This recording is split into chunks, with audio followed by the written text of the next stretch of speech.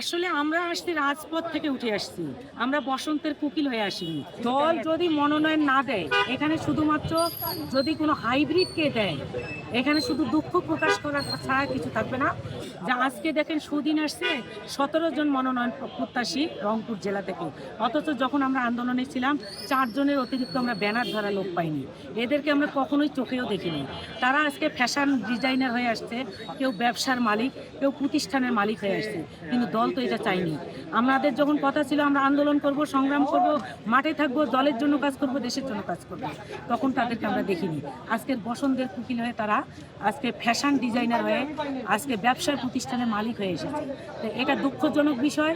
তো আজকে আমরা যেহেতু তৃণমূল পর্যায়ে রাজপথ থেকে এসেছি, আমাদের দলের মহামান্য চেয়ারম্যানের উপরে আমাদের দায়িত্ব অর্পিত।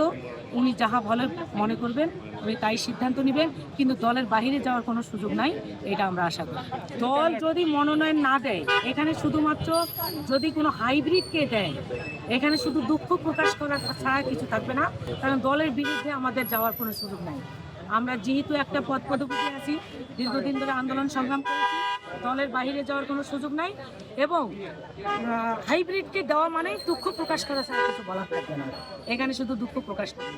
হাইব্রিড বলতে যাদেরকে 17 বছর আমরা রাজপথে দেখি নাই, তারা বসন্তের কুকিল হয়ে কোথার থেকে আসলো এত লোক।